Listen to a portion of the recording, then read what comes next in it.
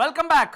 PayCM ಅಂತ ಕೇಳಿದ ತಕ್ಷಣ ನಿಮಗೆ ಪೇಟಿಎಂಗಿಂತಲೂ ಅತಿ ಹೆಚ್ಚು ದೊಡ್ಡದಾಗಿ ಸದ್ದು ಮಾಡಿದಂಥ, ಸುದ್ದಿ ಮಾಡಿದಂಥ, ಚರ್ಚೆಗೆ ಗ್ರಾಸವಾಗಿರುವಂಥ ಮತ್ತು ಹೊಸ ಸರ್ಕಾರ, ಹೊಸ ಪಕ್ಷ ಅಧಿಕಾರಕ್ಕೆ ಬರೋಕ್ಕೆ ಕಾರಣವಾದಂಥ ಒಂದು ಪದಪ್ರಯೋಗ ಅದು ಪೇಸಿಎಂ ಅನ್ನೋದು ನಿಮಗೆ ಈಗಾಗಲೇ ಗೊತ್ತಾಗಿದೆ. ಈ ಮುಂಚೆ ಕಾಂಗ್ರೆಸ್ನವರು ಭಾರತೀಯ ಜನತಾ ಪಕ್ಷದ ನೇತೃತ್ವದ ಸರ್ಕಾರಕ್ಕೆ ಈ ಆರೋಪವನ್ನು ಮಾಡಿದ್ರು. ಅದರಲ್ಲಿ ಬಸವರಾಜ ಬೊಮ್ಮಾಯಿ ಅವರ ಫೋಟೋ ಕೂಡ ಬಹಳ ರಾರಾಜಿಸ್ತಾ ಇತ್ತು. ಈಗ ಯಾರ ಫೋಟೋ ರಾರಾಜಿಸಬೇಕು ಅನ್ನೋದಷ್ಟೇ ಪ್ರಶ್ನೆ ಆಗಿದೆ. ಅಂದರೆ ಯಾರ ಟರ್ಮ್ ಇದ್ದಾಗ ಯಾರ ಟರ್ನ್ ಇರುತ್ತೆ, ಯಾವ ಫೋಟೋ ಬರುತ್ತೆ ಅನ್ನೋದಷ್ಟೇ ಇಂಪಾರ್ಟೆಂಟು. ಆದರೆ ಏನೇನು ಕೆಲಸ ಕಾರ್ಯಗಳು ಹೆಂಗೆ ನಡಿಬೇಕು ಹಂಗೇ ನಡೀತಾ ಇದ್ದಾವೆ ಅನ್ನೋದು ಸದ್ಯದ ವಾಸ್ತವ ಸ್ಥಿತಿಯಾಗಿದೆ.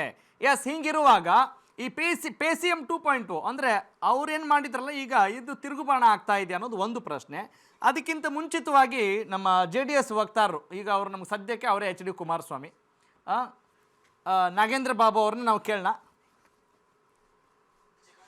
ಎಸ್ ನಾಗೇಂದ್ರ ಬಾಬು ಅವರೇ, ನೀವು ಹೇಳ್ತಾ ಇದ್ರಿ ಅವಾಗ ಕಡಲೆಪುರಿ ತಿನ್ನಕ್ಕೆ ಬಂದಿದ್ದೀವ ಅಂತ ಕೇಳ್ತಾ ಇದ್ರು. ಅಂದರೆ ಯಾರು? ಮುಖ್ಯಮಂತ್ರಿಗಳೇ. ಹಾಂ, ಮಾನ್ಯ ಮುಖ್ಯಮಂತ್ರಿಗಳು. ಮಾನ್ಯ ಮುಖ್ಯಮಂತ್ರಿ ಏನು ಹೇಳ್ತಾ ಇದ್ರು? ನಾವೇನಿಲ್ಲ, ರಾಜಕಾರಣ ಮಾಡಕ್ ಬಂದಿರೋ ನಾವು ಕಡಲೆಪುರಿ ಅಂದ್ರೆ ಈಗ ಅಂದ್ರೆ ಒಂದು ದುಡ್ಡು ಮಾಡ್ಬೇಕು, ಇಲ್ಲಾಂದ್ರೆ ಕಡಲೆಪುರಿ ತಿನ್ಬೇಕು ಅಲ್ವಾ? ಈಗ ನೀವು ದುಡ್ಡು ಮಾಡ್ತಾ ಇದ್ರೆ ಕಡಲೆಪುರಿ ತಿಂತಾ ಇದ್ದೀರಾ JDS ನವರು. ಅದನ್ನೇ ಇಲ್ಲ, ಈಗ ನಾನು ಅಲ್ಲ ಈಗ ನೀವು ಆ ಮಾತು ಹೇಳಿರೋದ್ರಿಂದ ಮಾತಾಡ್ಬೇಕಾಗಿದೆ ನನಗೆ. ಸರ್, ನಾವು ಕಣ್ಣಾರಣ್ಣ ನಾಗ್ಲೇ ಮೊದಲನೇ ಬಾರಿ ನೀವೇ ನನಗೆ ಅವಕಾಶ ಕೊಟ್ಟಂತ 100%. ಈಗ ಮತ್ತೆ ಯುವರ್ ಟರ್ನ್. ಒಂದು ಮಾತು ಅಲ್ಲ, ನೀವು ಅದಕ್ಕೆ ಉತ್ತರ ಕೊಟ್ಕೊಂತ ಹೋದ್ರೆ ನಿಮ್ದೇ ಅವಕಾಶ.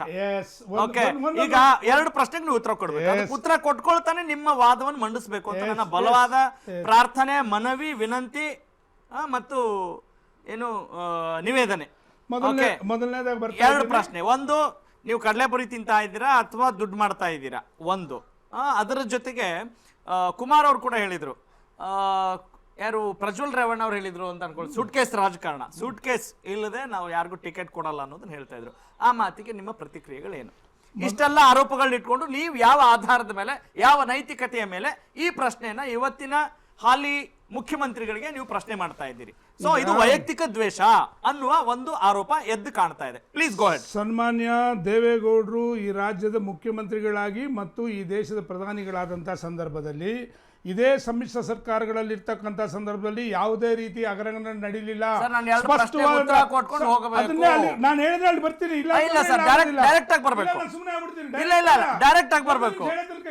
ಹೇಳಿ ಸರ್. ಸನ್ಮಾನ್ಯ ದೇವೇಗೌಡರು ಈ ದೇಶದ ಪ್ರಧಾನಿಗಳಾದಂಥ ಸಂದರ್ಭದಲ್ಲಿ ಕೊಟ್ಟಿರ್ತಕ್ಕಂಥ ಸರ್ಕಾರ, ಸನ್ಮಾನ್ಯ ಕುಮಾರಸ್ವಾಮಿ ಅವರು ಈ ರಾಜ್ಯದಲ್ಲಿ ಎರಡು ರಾಷ್ಟ್ರೀಯ ಪಕ್ಷಗಳ ಜೊತೆಯಲ್ಲಿ ಕೊಟ್ಟಂತ ಸರ್ಕಾರಗಳು ಯಾವುದೇ ಭ್ರಷ್ಟಾಚಾರ ನಡೆದಿರಲಿಲ್ಲ. ನಂಬರ್ 1.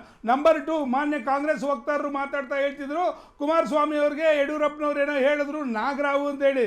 ನಾಗರಾವ್ನ ಈ ದೇಶದಲ್ಲಿ ದೇವತೆ ಅಂತ ಪೂಜೆ ಮಾಡ್ತಕ್ಕಂಥ ಒಂದು ನಾಡು ನಮ್ದು. ನಂಬರ್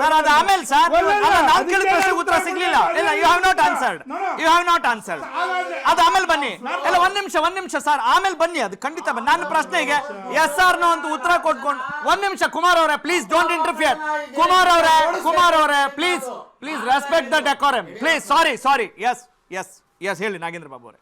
ಈಗ ನೀವು ಇಲ್ಲ, ನಾನು ಮಧ್ಯಕ್ಕೆ ಯಾಕೆ ಪ್ರವೇಶ ಮಾಡ್ತೀನಿ ಅಂತ ಹೇಳಿದ್ರೆ, ನೀವು running short of time sir.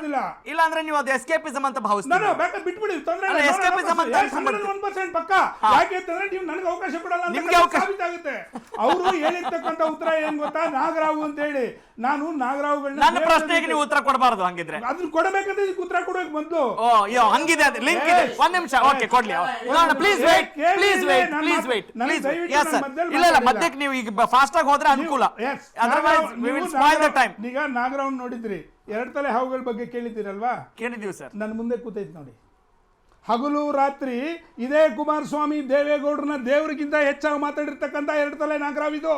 ಅರ್ಥ ಆಯ್ತಾ? ಇದೇ ಕಾಂಗ್ರೆಸ್ನ ಏಕವಚನದಲ್ಲಿ ಬೈದಿರ್ತಕ್ಕಂಥ ನಾಗರಾವ್ ಇದು, ಎರಡು ತಲೆ ಹಾವಿದು.